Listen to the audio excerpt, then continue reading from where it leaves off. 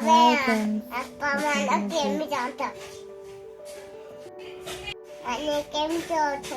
Hi friend.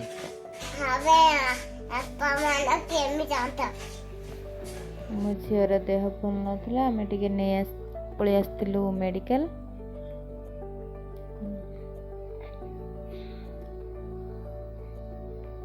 ତ ଖରା ପ୍ରବଳ ହେଉଛି ନା, ଲେମ୍ବୁ ପାଣି ଟିକେ ପିଇଦେଲୁ।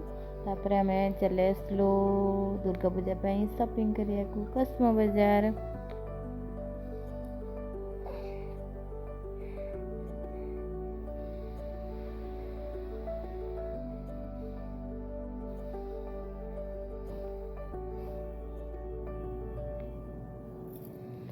ଦେଖନ୍ତୁ ମୋ ଝିଅ ଗାଡ଼ିରେ କେମିତି ଖୁସି ଅଛି, ଖେଳିକି ଗାଡ଼ି ଚଲାଉଛି।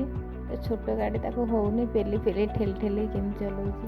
ଖାଲି କହୁଛି ବାବା ମୁଁ ଏଇଟା ନେବି। ତ ହେବ ତ ନାହିଁ, ଛୋଟଟିଏ ନା। ଆଉ ତ ବଡ଼ ନାହିଁ, ସେଠି ପଚାରିଲେ ଆଉ ବଡ଼ ନାହିଁ। ତାପରେ ଝିଅ କହିଲା ମୁଁ ବାବା ଏଇ ଷ୍ଟିକ୍ ନେବି। ହଉ ଠିକ୍ ଅଛି ନେବ। ତାପରେ ବିଲ୍ ପେମେଣ୍ଟ ହେଲା। ତାପରେ ସରିଗଲା ଆମ ସପିଂ।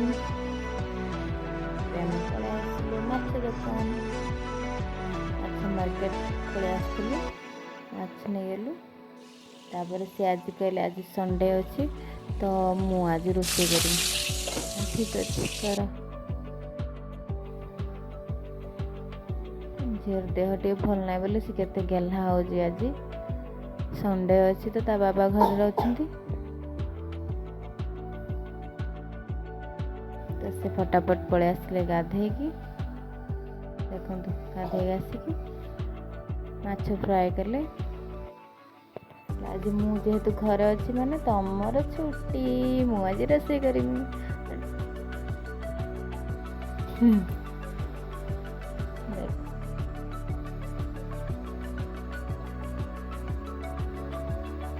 ତ ମାର୍କେଟରୁ ଫେରିଲା ବେଳକୁ ବହୁତ ଲେଟ୍ ହେଇଯାଇଥିଲା, ଆଉ କିଛି କରିହେଲାନି। ବାସ୍ ସେ ମାଛଟି ଫ୍ରାଏ କରିକି ଖାଇଦେଲି।